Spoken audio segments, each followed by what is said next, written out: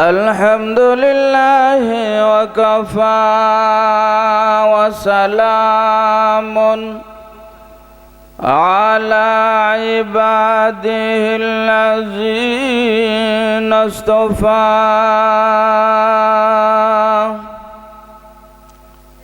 الذي أرسله بالحق بشيرا ونذيرا وداعيا إلى الله بإذنه وسراجا منيرا فقد قال الله تعالى في كلامه المجيد والفرقان الحميد সবাই বলুন আউযু বিল্লাহি মিনাশ শাইতানির রাজিম বিসমিল্লাহির রাহমানির রাহিম وعبادُ الرحمن الذين يمشون على الأرض هونا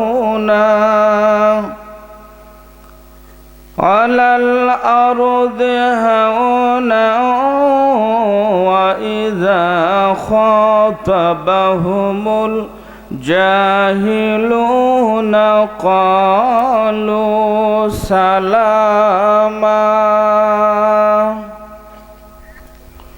والذين يبيتون لربهم سجدا وقياما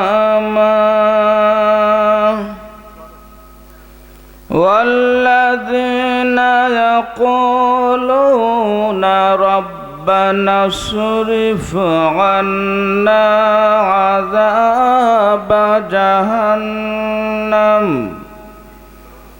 إن عذابها كان غراما وقال رسول الله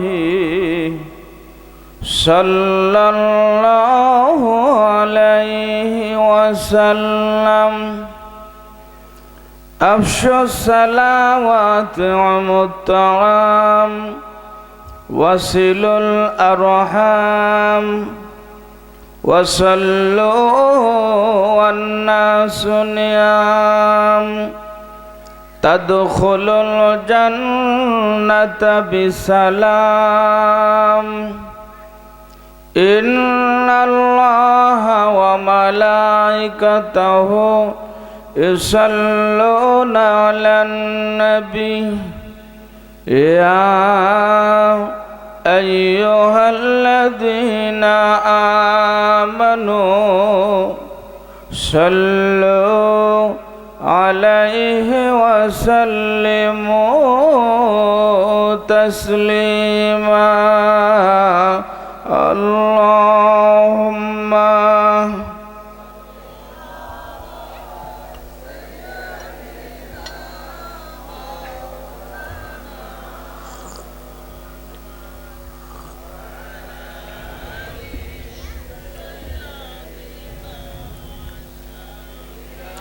আরো জোরে বলুন আল্লাহুম্মা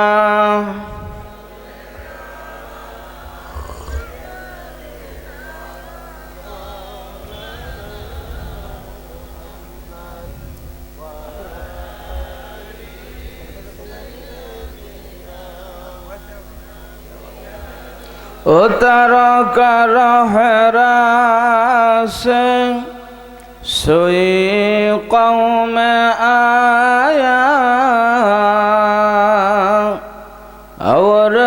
أكنس خاكي مياي ستلا يا اللهم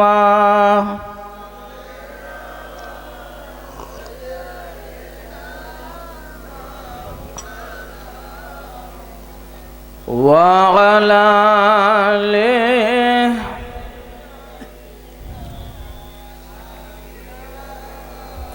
فقير كما الجاه ضعيف كما آوى يتيم كوالي غلام كمولى اللهم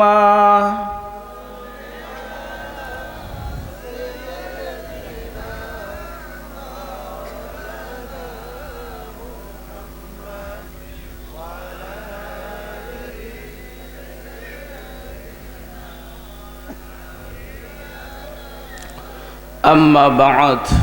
অলঙ্কারপুর ধর্মপ্রাণ যুব সমাজের উদ্যোগে ষষ্ঠতম বার্ষিক তাফসিরুল কোরআন ওয়াজ মাহফিলের মুহতারাম সভাপতি জনাব মোহাম্মদ ফিরোজ লস্কর বারাকাল্লাহু ফি হায়াতি, অধ্যকার মাহফিলের বিশেষ বক্তা বরেণ্য আলেমে দ্বীন সুমিষ্ট ভাষী আলোচক মুফতি মুস্তাফিজুর রহমান হামিদ সাহেব দামাত বরকাতুম আলিয়া। মাহফিল পরিচালনা রয়েছেন অলঙ্কারপুর কেন্দ্রীয় জামে মসজিদের সুযোগ্য ইমাম মাওলানা মোহাম্মদ লিয়াকত আলী সাহেব দামাত বরকাতুম আলিয়া। উপস্থিত হযরতে উলামায়ে কেরাম, মঞ্চে ভূমিষ্ঠ সুধী মণ্ডলী, সামনে বসা মুরব্বিয়ানে কেরাম, যুবক ভাইরা, পর্দার অন্তরালে সম্মানিতা মোহতারিমা মা ও বোনেরা, মহান আল্লাহ রব্বুল আলামিনের দরবারে লাখো কোটি শুকরিয়া আদায় করি, যিনি আমাদেরকে শাবানের শেষ প্রান্তে রমজানের পূর্বে বরকতময় একটি কোরআনের মাহফিলে জান্নাতের সামিয়ানার নিচে আসার বসার সুযোগ দান করলেন। শুকরিয়া আদায় করে বলুন আলহামদুলিল্লাহ। অতি নিকটে রহমত, বরকত, মাগফিরাতের মাস, ইমানদার মুমিন মুসলমানের ফসল কেটে ঘরে নেওয়ার মাস। বলেন সুবহানাল্লাহ।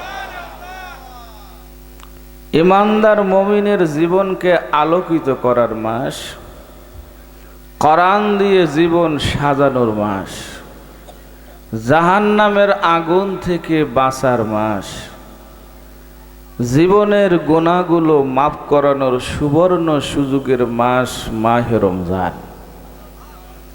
যেই মাসে একটা নফল আদায় করলে একটা ফরজ, একটা ফরজ আদায় করলে 70টা ফরজের সমান। সবাই তো সুবহানাল্লাহ করেন না? যেই মাসের এক রাত্রে ইবাদত করলে 1000 মাসের সওয়াব। আর একটু জোরে বলেন। আপনারা কি জানেন কোন কারণে এক রাত্রে ইবাদত করলে 1000 মাসের নেকি আল্লাহ আমলনামায় দিবেন? কারণটা কি? একটা নফল আদায় করলে একটা ফরজ, একটা ফরজ 70টা ফরজ। কোটি কোটি গুনাহগার ইমানদার মুমিন মুসলমানের জাহান্নামের অপরাধী জাহান্নামীদেরকে আল্লাহ ইফতারের সময় মাফ করে দিবেন। কারণটা কি? এ মাসের এত বরকত কেন? এই মাস কিসের ছোঁয়া পাইছে? আপনাদের প্রশ্ন করলে আপনারা জবাব দিয়েন। আচ্ছা বলেন তো, বরযাত্রীর মর্যাদা বেশি না বরের মর্যাদা বেশি? আপনারা 100 বরযাত্রী, মেয়ে পক্ষ ছেলে পক্ষ, একেবারে ছেলের বাপ বাস দুটে ভাড়া করে বরযাত্রী 100 নিয়ে মেয়ের বাড়ি গেছে। মেয়ালারা জিজ্ঞাসা করে বর কই? কই বর আসে নাই। খাবার দিবি তো? কি খান? খাবার দিবে না ঝাঁটা দিবি? যে বর নাই, বড় যাত্রী আইছে। কি বলেন ঠিক কিনা? আমার ভাইয়েরা, রমজানের মর্যাদা কি জন্য জানেন? শাহরু রমাদান আল্লাযী উনজিলা ফীহিল কুরআন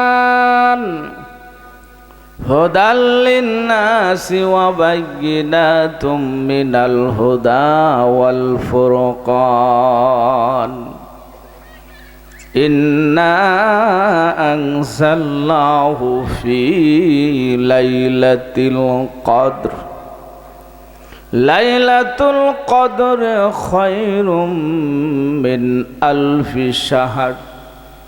আমার ভাইরা, বড় যাত্রীরা সম্মান পায় বরের ওসিলায়। কি বলেন ঠিক কিনা? বড় যাত্রীরা খায় বরের ওসিলায়। বড় যাত্রীরা ভালো ভালো ভিআইপি জায়গায় বসার সুযোগ পায় বরের ওসিলায়। এ মাসের কোনো বরকত নয়, এ মাসের কোনো ফজিলত নয়। ফজিলত পাইছে একমাত্র কোরআনের খাতিরে। কিসের খাতিরে? কোরআন নাজিল হওয়ার কারণে আল্লাহ রাব্বুল আলামিন এই মাসকে এত দামি করে দিলেন। একটা নফল আদায় করলে একটা ফরজ, একটা ফরজ আদায় করলে ৭০টা ফরজ। এক রাত্রে ইবাদত করলে প্রায় ৮৪ বছর ইবাদতের সওয়াব আল্লাহ উল্লামায় দিবেন। কিসের খাতিরে দিবেন ভাই? কারণ হলো এই মাসে আল্লাহ কোরআন নাজিল করেছে। সিস্তে কোরআন আই কালামে হক সে নাস, সিস্তে কোরআন আই কালামে হক সে নাস, রনামায়ে রব্বানাস আমদ বনাস, গর কোরআন খানে শবে রোজ আয় হাবিব, আহুরো গিল মাতুরা বাশদ নসিব, বলো হে আউয়াল আলিফ বাতা নাখানি, জিক্র আয় দরসে খানদান কায়তোয়ানি। কোরআন এটা এমন বাণী, এটা এমন দামি, যে লোকটা কোরআনকে ভালোবাসবে, হৃদয়ে ধারণ করবে, ওই লোকটার জাহান্নামের আগুন ছুঁইতে পারবে না। যে লোকটা কোরআন পড়বে, আল্লাহর হাবিব বলেন ইকরাউল কোরআন ফাইন্নাহু ইয়াতি ইয়াউমাল কিয়ামাতি শাফিআল লিয়াসাবি। যে লোকটা কোরআন পড়বে, কোরআন সুপারিশ করে নীরবে নিরাপদে জান্নাতে পৌঁছায়া দিবে। সে কোরআন নাজিলের মাস অতি নিকটে। সেই মাসের পূর্বে আজকের এই অলঙ্কারপুর যুব সমাজের উদ্যোগের মাহফিলের গুরুত্ব কিন্তু অনেক বেশি, যেহেতু রমজান খুব কাছে। সম্মানিত আমার ভাইয়েরা, তাহলে যেই কোরআনের সওয়াবে ওই মাসের ওই এত দামি, সেই কোরআনের মাহফিলটা আল্লাহর কাছে কত দামি। কি বলেন ঠিক কিনা? আপনাদের ইজ্জত সম্মান কোরআনের খাতিরে আল্লাহ বাড়ায় দিছেন। আল্লাহর হাবিব বলেন মান সালাকা তারিকান আলতামিসু ফীহি ইলমা সাহালাল্লাহু লাহু তারিকান ইলাল জান্নাহ। যেই লোকটা দিন শেখার জন্য, কোরআন শেখার জন্য, হাদিস শেখার জন্য বাড়ি থেকে পা ফেলায়, আল্লাহ রাব্বুল আলামিন তার জন্য জান্নাতের রাস্তাকে সহজ করে দেন। আর কোরআনের তালিবে ইলম যারা হয়ে যাবে, আপনারা কি কোরআনের ছাত্র হইতে কি রাজি আছেন? কি চাচা রাজি নাই? চাচা যে কথা কয় না। কোরআনের ছাত্র হইতে কি রাজি আছেন? রাজি হইলে লাভ কি? ছাত্র হইলে উপকার কি? আপনার দাম কি? কারণ দামি জিনিসের সাথে যখন আপনার কথাবার্তা শুরু হয়ে যাবে, এই কোরআনের ছাত্র যারা হবে তারা ডাইরেক্ট আল্লাহর ছাত্র হয়ে যাবে। ওস্তাদ যেরকম ছাত্রর সাথে কথা বলে, কোরআন যারা তেলাওয়াত করবে তারা সরাসরি আল্লাহর সাথে কথা বলবে। এটা সাধারণ না, এটা হলো কালামুল্লাহ। আমার রাহবারে কামেল মুর্শিদে মোকাম্মেল পাক ভারত উপমহাদেশের তাফসির জগতের উজ্জ্বল নক্ষত্র মরহুম শাহ আব্দুল্লাহ আব্বাসী হুজুরকে চেনে না এমন কোনো মানুষ বালেকান্দি পাংশা এই উপজেলায় নাই, ঠিক না? আব্বাসীকে ভালোবাসে বহু মানুষ এই মাহফিলে উপস্থিত হয়েছে। চেহারাগুলো আমি দেখতে পাইতেছি, তার আব্বাসীর খাতিরে এখানে আসছে। আমার রাহবারে কামেলের একটা অভ্যাস ছিল, স্বভাব ছিল, রমজানের আমল ছিল। রমজানের শেষ দশকে আব্বাসী হুজুর মসজিদে ইতিকাফ করতেন। এটা আব্বাসী হুজুরের সুন্নাত না, এটা হলো মুহাম্মদ রাসূলুল্লাহর সুন্নাত। আমি একবার রমজানে 2008-এ হুজুরের সাথে দেখা করতে গেলাম। হুজুর দেখি মাদ্রাসা মসজিদে ইতিকাফে কোরআন শরীফ পড়তেছে। আমারে দেখে কোরআনের পৃষ্ঠাটা বন্ধ করলো। প্রথমে আমারে কয়, ও মোফাজ্জল হোসেন আব্বাসী, তোমার স্ত্রীর সাথে সম্পর্ক কেমন? আমি কই, হুজুর ভালো। তোমার স্ত্রীর সাথে সম্পর্ক ভালো? বলে হ্যাঁ। স্ত্রীর সাথে যদি এক সপ্তাহ কথা না বলো স্ত্রী খুশি না বেজার? আমি বললাম, হুজুর স্ত্রীর সাথে এক মাস যদি এক সপ্তাহ কথা না বললে স্ত্রী বেজার হইয়া যাবে। এরপরে কয়, শোনো, স্ত্রীর সাথে এক সপ্তাহ কথা না বললে স্ত্রী বেজার হইয়া যায়। বান্দা আল্লাহর সাথে কথা না বললে আল্লাহ বেজার হইয়া যায়। বান্দা যখন কোরআন পড়া শুরু করে বান্দা তখন আল্লাহর সাথে কথা বলে। সেই কোরআনের মাহফিলের আপনারা শ্রোতা যারা বসে আছেন এরা কোরআনের পাগল। আর আসার সময় যেইগুলো দেখে আসলাম দোকানপাটে রাস্তায় ঘুরতেছে ওইগুলো খিচুড়ি খাওয়ার পাগল। দুই রকম পাগলই আছে, কি বলেন ঠিক কিনা? এখানে যারা বসে আছে এর চেয়ে বেশি মানুষ আমি দেখছি দোকানপাটে তারা ঘোরাফেরা করতেছে। ওনারা কি ওয়াজ শোনার পাগল না তাবারক খাওয়ার পাগল? তাবারক খাওয়ার যদি নিয়ত হয় সব একটু পাবে না, আর ওয়াজ শোয়া যদি নিয়ত হয় সবও পাবে তাবারকও পাবে।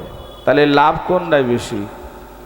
এজন্য যারা ঘুরতেছো ভাই, কানের ভিতরে যদি একটু আওয়াজ ঢোকে তাহলে আসো, কোরআনের মাহফিলে বসো।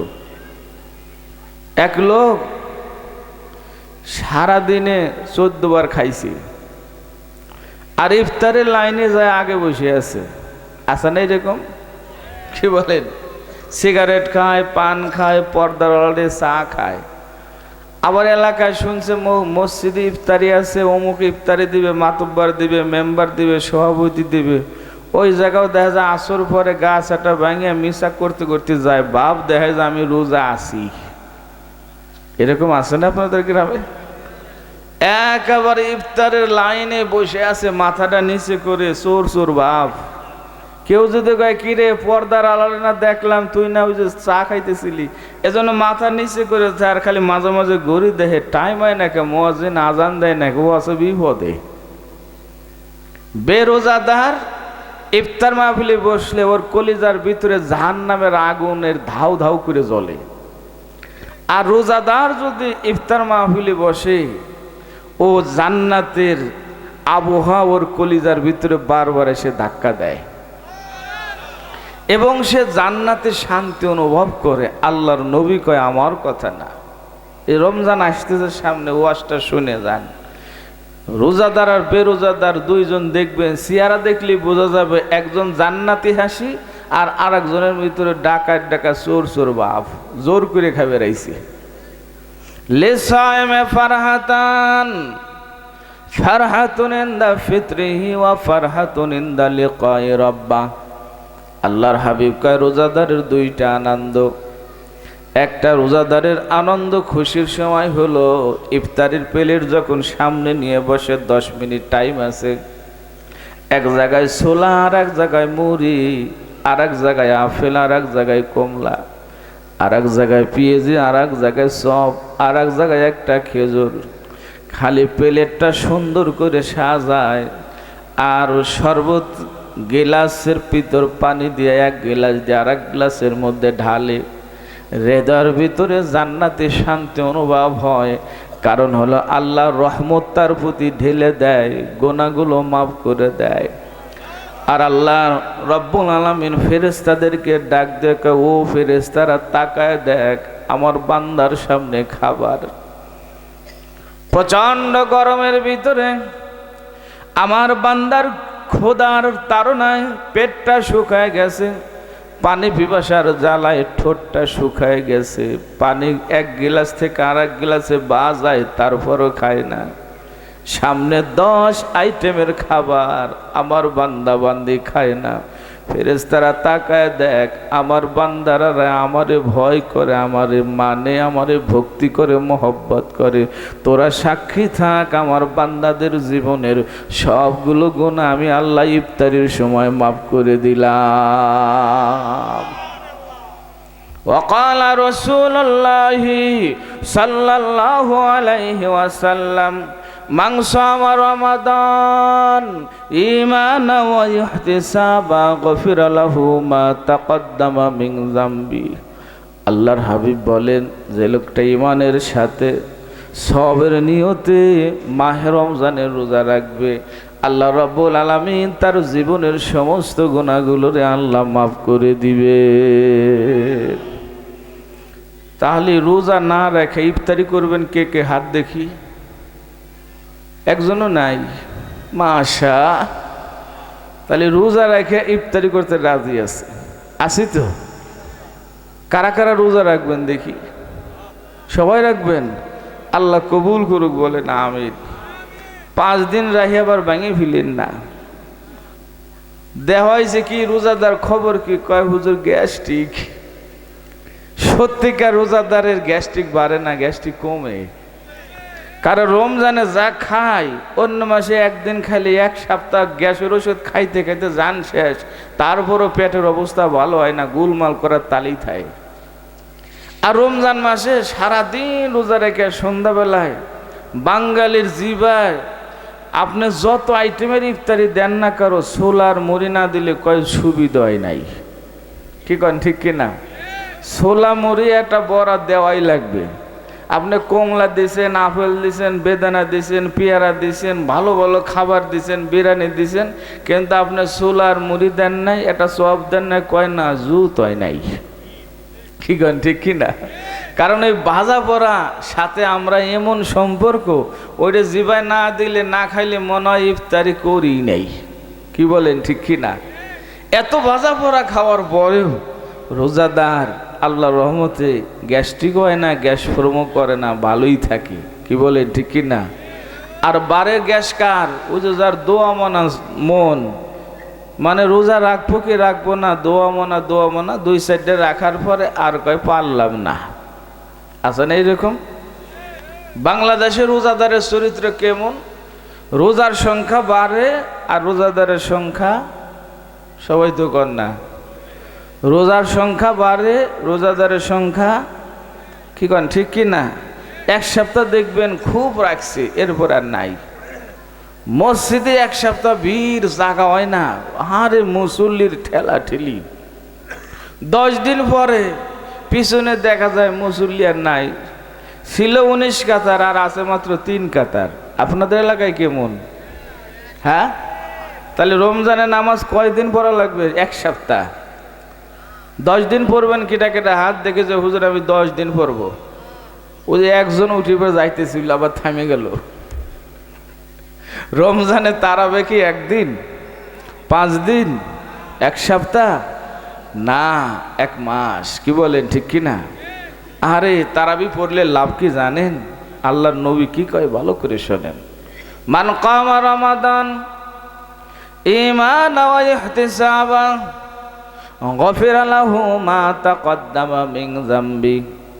যে লোকটা মাহে রমজানের রাত্রে নামাজ আদায় করবে, কিয়ামুল লাইল করবে, তারাবির নামাজ পড়বে, আল্লাহ রাব্বুল আলামিন তার বিগত জীবনের সমস্ত গুনাহগুলো মাফ করে দিবে। তাহলে কয়দিন পড়বো আমরা? রাজি আছি তো? সবাই রাজি? ইমাম সাহেব হুজুর দেখে রাখেন মুসল্লি কয়টা থাকে। আমার মসজিদে 3 তলা মসজিদ, আরে ভিড়, প্রথমে জাগা হয় না, ঠেলা ঠেলি। আর রমজান যখন সপ্তাহখানেক রমজানের বয়স বাড়ে, আমাদের মুসল্লিদের সংখ্যা হলো কমে। সব জায়গায় একই অবস্থা, কি বলেন ঠিক কিনা? আচ্ছা, 1 সপ্তাহ ডিউটি করার পরে, কাজ করার পরে ওই কাজের অভিজ্ঞতা হওয়ার দরকার, কি বলে ঠিক কিনা? সেই কাজের মজা বুঝবি, স্বাদ বুঝবি, সেই কাজের প্রতি আন্তরিকতা, মহব্বত পয়দা হবে। আর কি হয়, ওই জায়গা থেকে পলায়, বোঝা গেল ওর ঈমান নাই। কি নাই বলেন তো?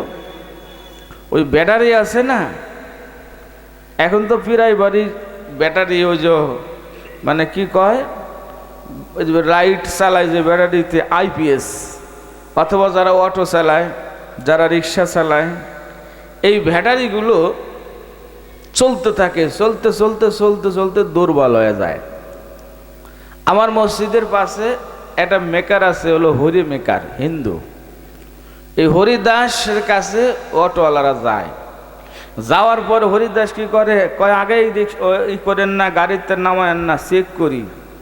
তখন একটা মেশিন নিয়ে আসে, এরকম লম্বা পাইপ ঢুকাই দিয়ে দেখে যে না, কয় যে না, ব্যাটারি প্লেট ভালো আছে, বডি ঠিক আছে, ওর একটু চার্জ টার্জ দিয়ে দিলেই, ওর একটু আর কি পানি যিনি কয়, অ্যাসিড পানি টানি দিয়ে আমি একটু ট্রিটমেন্ট করে দিলে মোটামুটি চলবে, অসুবিধা হয় নাই, মারি খাই নাই, প্লেট ঠিক আছে। কিন্তু আর একটার ভিতরে ঢোকায় কয় না, এইটা চার্জ দিলে আর চলবে না, এইটার প্লেট মারি খেয়ে গেছে, ও একেবারে মৃত্যু ঘোষণা, ওর বডি আছে কিন্তু ভিতরে কিচ্ছু নাই, সব শেষ, ওরে নামাও, আমার কাছে ধুয়ে যাও, নতুন প্লেট লাগাই দেব, নতুন প্লেট লাগাইয়া চার্জ দিয়ে দেব, এরপরে তোমার ব্যাটারি একেবারে যৌবন ফিরে পাবে। ও আমার ভাইয়েরা, রোজাদার রোজা রাখার পরে 1 শ্রেণীর রোজাদারের ব্যাটারি চার্জ হইতে থাকে। 10 দিন পার হয়ে যায়, মসজিদে আহা কয়টা চিৎকার দিয়ে কয়, আরে রমজান 3 ভাগের 1 ভাগ রহমতের অংশ চলে গেল। আবার মাগফিরাতের অংশ শুরু হয়। আমার মসজিদের মুসল্লিরা কয়, হুজুর মাগফিরাতের অংশ একটা মোনাজাত দিয়েন হুজুর, ভালো লাগে। রমজানের 2য় অংশও চলে গেল, রোজাদার কান্দে, কারণ ব্যাটারি চার্জ হইছে। ব্যাটারি হলো ইমানের ব্যাটারি। রমজানের প্রায় শেষের দিক চলে আসছে। জাহান্নামের আগুন থেকে মাসের সময়গুলো চলতেছে, রোজাদার খালি কান্দে, আল্লাহ রে আগামী বছর রোজা পাবো কি পাবো না। তোমার রহমতের মাস চলে যায়, মাগফিরাতের মাস চলে যায়, নাজাতের মাস চলে যায়, আমারে তুমি ক্ষমা করছো কি না আমি জানি না। মাওলারা আমারে মাফ করছো কি আমি জানি না। জাহান্নামীদের তালিকায় আমার নামটা মনে আছে, এখনো তুমি কাটো নাই। মাওলারে তোমার কাছে বারবার মোনাজাত দিয়ে বলি, আল্লাহ রে তুমি আমারে মাফ করো, ক্ষমা করো, জাহান্নামের দাও দাও আগুন থেকে আমারে বাঁচাও। তোমার হাবিব না বলছে, রমজানে যে মাফ পাবে না সে আর কোনোদিন ক্ষমা পাবে না, সে হয়ে যাবে কপাল পোড়া হতভাগা। আল্লাহ রে তুমি আমারে মাফ করে দাও, তুমি ক্ষমা করে দাও। এমন রোজাদার আছে কিনা? জোরে বলেন আছে কিনা? রমজানের শেষের দিকে খালি কান্দে, খালি কান্দে। আর কিছু হতভাগা কপাল পোড়া 5 দিন 10 দিন রাখার পরে তার ব্যাটারির প্লেট মার খেয়ে গেছে। কি হয়েছে বলেন তো? প্লেট মার খেয়ে গেছে, অর্থাৎ তার ইমান বলতে কিছু নাই। ইমান তাজা হইতে যায় মুর্দা হয়ে গেছে। যারা যেই সমস্ত রোজাদারেরা 5টা 10টা রোজা রাখার পরে সুস্থ মানুষ, অসুস্থ হয় না, অসুস্থ হলে ভিন্ন কথা, কোনো অসুস্থ মানুষ রোজা না রাখতে পারলে কাঁদে আল্লাহর কাছে, কান্দে আল্লাহ সুস্থ করে দাও। আর সুস্থ মানুষ রোজা না রাখে চা খায়, বিড়ি খায়, সিগারেট খায়, রাস্তা দিয়ে ঘুরে, কলিজার ভিতরে একটু ভয় নাই।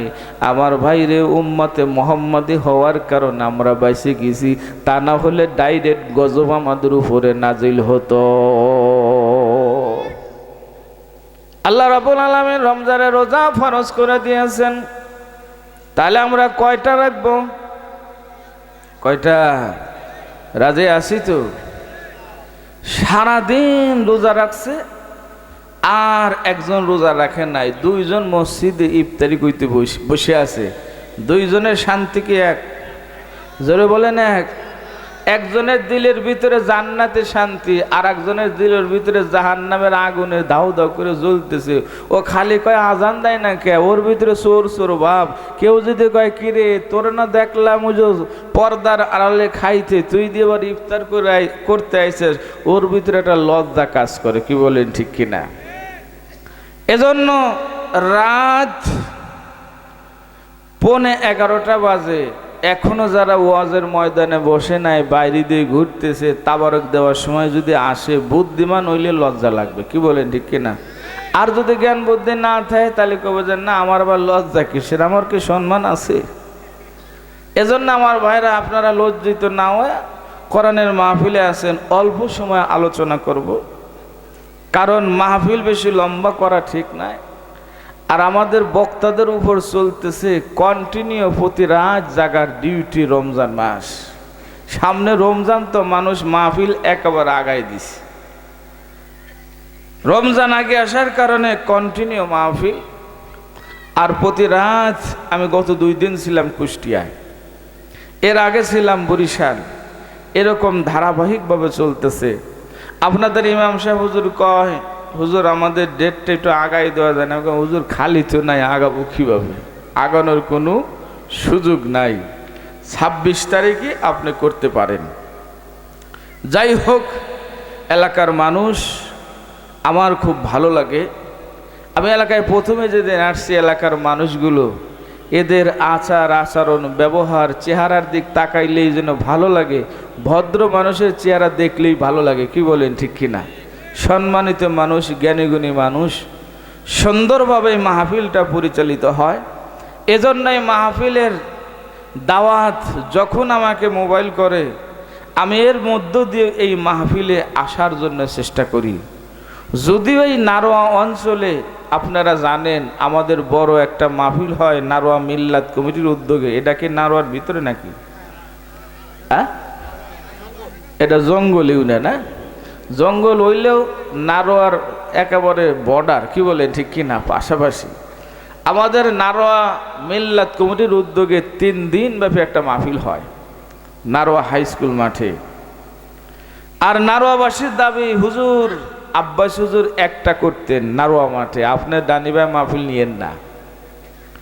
এজন্য আমি প্রায় 5-6টা মাহফিল করতাম, এবছর একটা মাহফিলও নেই, শুধু নারোয়া মাঠে করছি আর আপনাদের এইটা দিছি।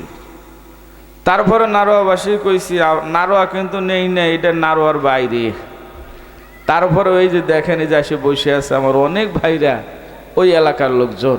সম্মানিত আমার ভাইরা, আল্লাহর কোরআন থেকে আমি সূরা ফুরকান থেকে তেলাওয়াত করেছি। সূরা ফুরকান থেকে সংক্ষিপ্ত আলোচনা আপনাদেরকে উপহার দিয়ে, আখিরি মোনাজাত দিয়ে আপনাদের কাছ থেকে বিদায় নেব ইনশাআল্লাহ। আপনারা থাকবেন তো? চলে যাবেন না তো?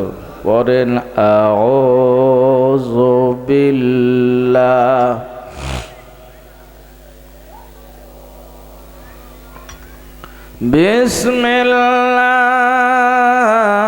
বিসমিল্লাহির রহমানির রহিম ওয়া ইবাদুর রহমান আল্লাযীনা ইয়ামশুনা আলাল আরদি হাওনা। বলেন সুবহানাল্লাহ। আমি সূরা ফুরকানের 63 নম্বর আয়াতে কারিমা থেকে তেলাওয়াত করেছি। সূরা ফুরকানের 63 নম্বর আয়াতে কারিমা থেকে আল্লাহ রাব্বুল আলামিন আল্লাহর যারা বান্দা, রহমানের যারা গোলাম, তাদের 13টা গুণ বর্ণনা করছে। কয়টা বলেন তো? কথা বলেন, কয়টা? কার গুণ বলেন তো? আল্লাহর গোলাম। কার গোলাম? আল্লাহ বলছেন এই গুণগুলো যাদের মধ্যে থাকবে ওরা হলো আমার বান্দা, ওরা আমার গোলাম।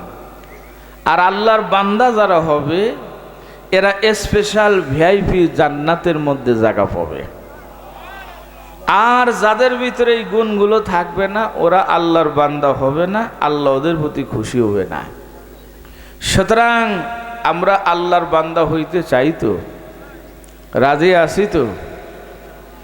আমরা যদি কেউ, বর্তমান বাংলাদেশে তো কোনো নির্বাচিত সরকার নাই, এখন চলতেছে হলো অন্তর্বর্তীকালীন উপদেষ্টা সরকার, কি বলেন ঠিক কিনা?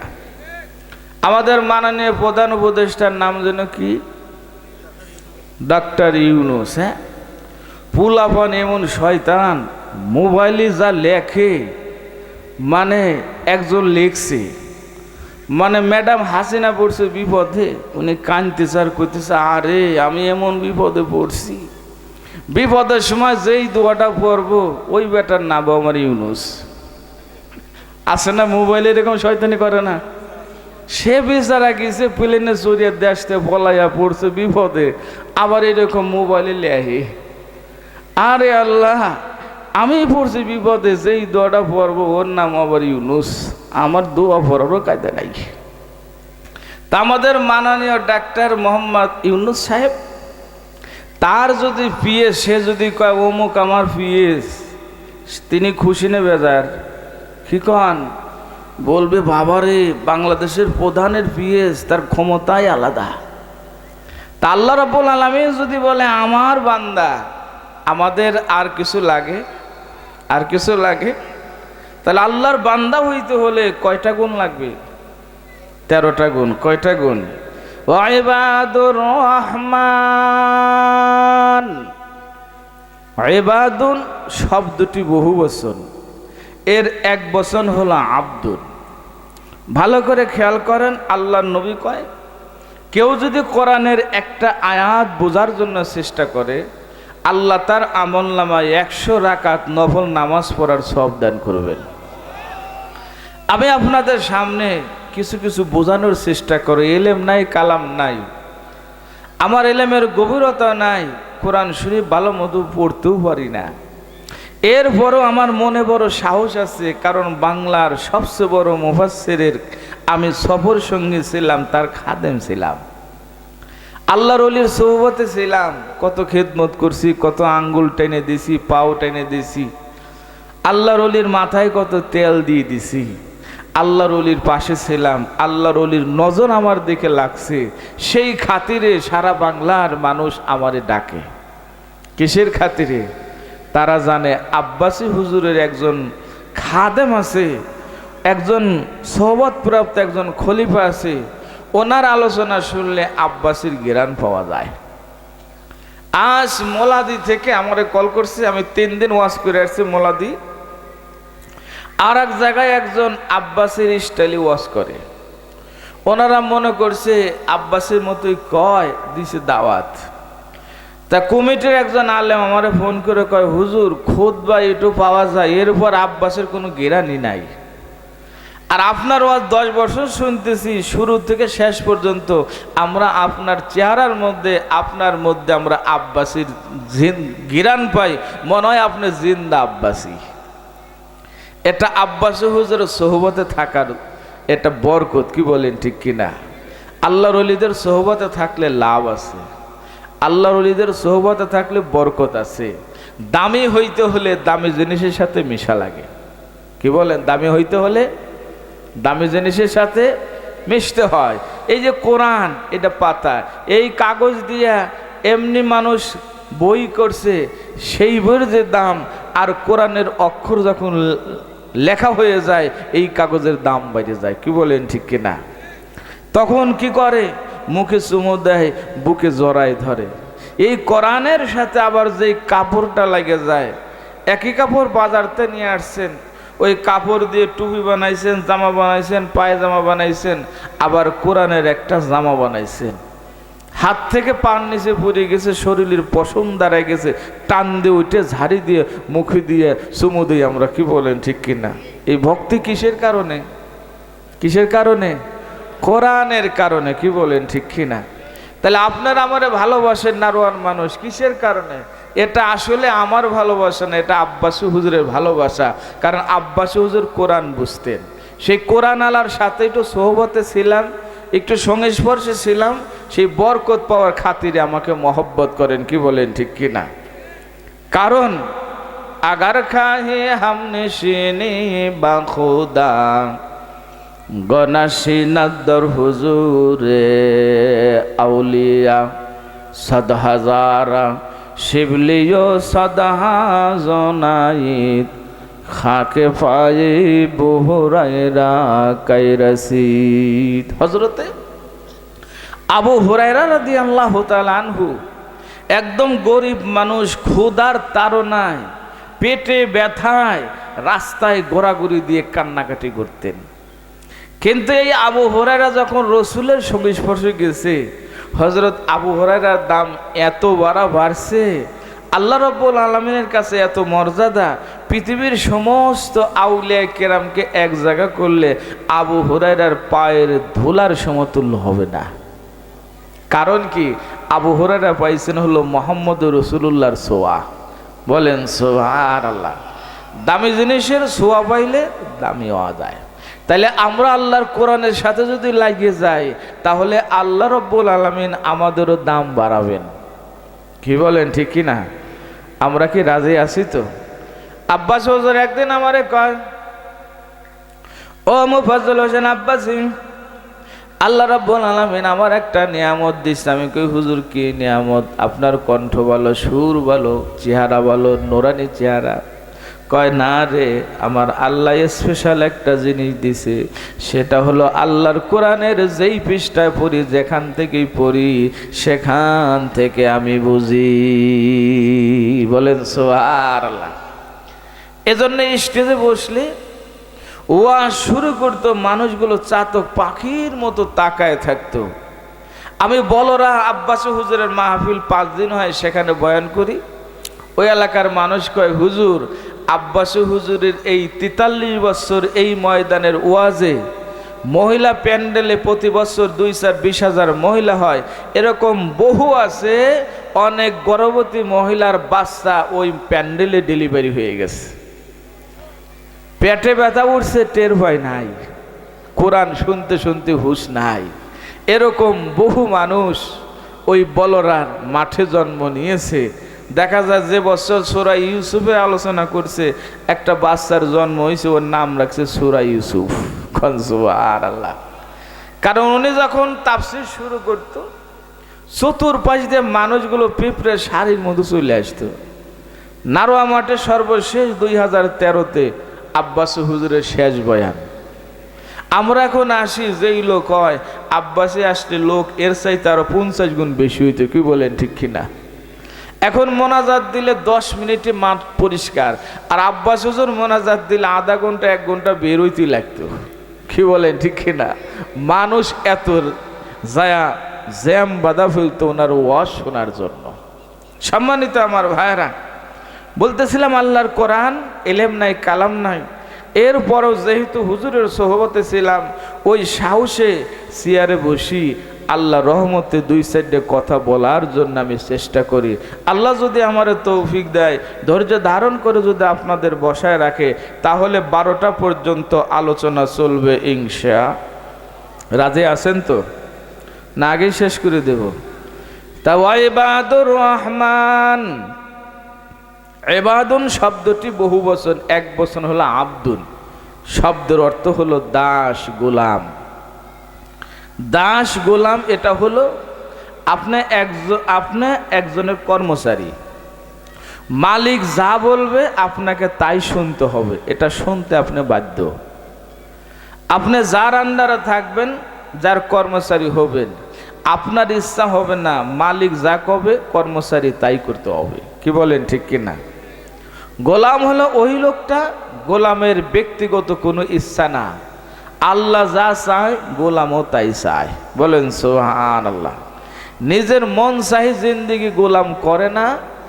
রহমানের যারা বান্দা হবে তারা মন চাহি জিন্দেগি করবে না, আল্লাহর দেখানো যেই রাস্তা, যেই পথ, আল্লাহ যেটা চায় বান্দা ওইটাই দিতেই রাজি। ওই লোকটা হলো আল্লাহর গোলাম, ওই লোকটার ভিতরে রহমানের বান্দার গুণ আছে। বলেন সুবহানাল্লাহ। আল্লাহ চায় আমার বান্দা 1 মাস রোজা রাখুক, এটা কার চাওয়া? কথা বলেন, কার চাওয়া? আল্লাহ চায় আমার বান্দারা পিতা মাতাকে সম্মান করুক, ভক্তি করুক, মহব্বত করুক, ভরণ পোষণ করুক, এটা কার চাওয়া? জোরে বলেন, কার চাওয়া? আল্লাহ চায় এতিম অসহায় মানুষদেরকে আশ্রয় দিবে, ভালোবাসবে, মহব্বত করবে, এটা কার চাওয়া? আল্লাহ চায় প্রতিবেশীদের কষ্ট দিও না, এটা কার চাওয়া? তাহলে আল্লাহ যেটা চায় বান্দা যদি তাই করে, এই লোকটা হলো আল্লাহর গোলাম। আমরা হইতে পারবো ভাই? রাজি আছি তো? হাসান বসরি রহমাতুল্লাহ আলাইহি, সংক্ষেপে বলি, হাসান বসরি রহমাতুল্লাহ আলাইহি বাজার থেকে একটা গোলাম কিনে নিয়ে আইছে। গোলাম কিনে নিয়ে আসার পরে গোলামরে 3টে প্রশ্ন করছে। কয়টা প্রশ্ন? ঘুম আসে না তো? আমার দিকে খেয়াল, মনোযোগ আছে তো?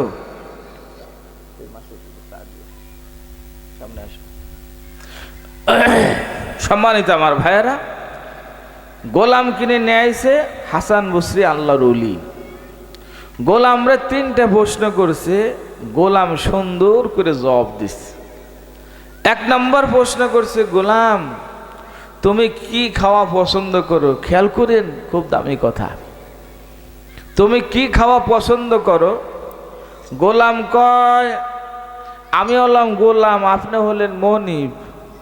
গোলামের আবার কোনো পছন্দ আছে নাকি, ইচ্ছা আছে নাকি? মনিব যা খাওয়ায় গোলাম তাই খায় খুশি। কোন সুবহানাল্লাহ। উত্তরটা শুনে হাসান বসরি খুশি হয়েছে, না রে গোলামের তো বুদ্ধি আছে রে, গরিব বলে কি হবে, বুদ্ধি ঠিক আছে। 2 নাম্বার প্রশ্ন করে, গোলাম তোমার কোন পোশাক পরা পছন্দ লাগে, ভালো লাগে? গোলাম জবাব দেয়, আমি হলাম গোলাম, আপনি হলেন আমার মনিব, আমার কোন ইচ্ছা নাই, আপনি যেই পোশাক পরায়া খুশি আমি ওই পোশাক পরতে খুশি। হাসান বসরি খুশি হয়ে গেলেন। আবার প্রশ্ন করে, গোলাম রে কোন রুমের ভিতরে কোন ঘরে থাকলে তুমি খুশি হও, তুমি বলো তো। গোলাম কয়, আমি হলাম গোলাম, আপনি হলেন মনিব, আপনি আমার যেই রুমের ভিতরে রাখে খুশি আমি ওই রুমেতে, ওই রুমের মধ্যে থাকে খুশি। এই কথা শোনার পরে হাসান বসরি বেহুশ হয়ে পড়ে গেলেন। গোলাম চিন্তা করে, ঘটনা কি হুজুরের কি হলো, আমার মনিবের কি হলো? আমার মনিব অজ্ঞান হয়ে গেল কেন? কিছু সময় পরে যখন হুশ ফিরছে, হুশ ফেরার পরে হাসান বসরি ডাক দেয়, ইয়া গোলাম ও আনতা হুররুন, ও গোলাম তোরে আমি আজাদ করে দিলাম, স্বাধীন করে দিলাম, চলে যা। গোলাম যায় না। গোলাম বলে, ও হাসান বসরি এত টাকা দিয়ে পয়সা দিয়ে আমারে আপনি আনলেন, আনার পরে কোনো কাজ করাইলেন না, আমার দ্বারা কোনো কর্ম না করাই আপনার টাকা নষ্ট করলেন, আবার স্বাধীন করে দিলেন, কারণটা কি? আপনার তো বিশাল ক্ষতি হয়ে গেল। হাসান বসরি কয়, গোলাম রে আমার ক্ষতি হয় নাই, টাকা দিয়ে যা করাই করা যায় না, ওই জ্ঞান তোর কাছ দিয়ে আমি শিখে ফেলছি। গোলাম রে এতদিন মাওলার গোলামি করছি, আসলে সত্যিকার গোলাম কিভাবে হওয়া লাগে আমি বুঝি নাই, তোর কাছ থেকে শিখছি। যে গোলামের কোনো ইচ্ছা থাকে না, মনিবের যাই ইচ্ছা গোলামের ওই ইচ্ছা,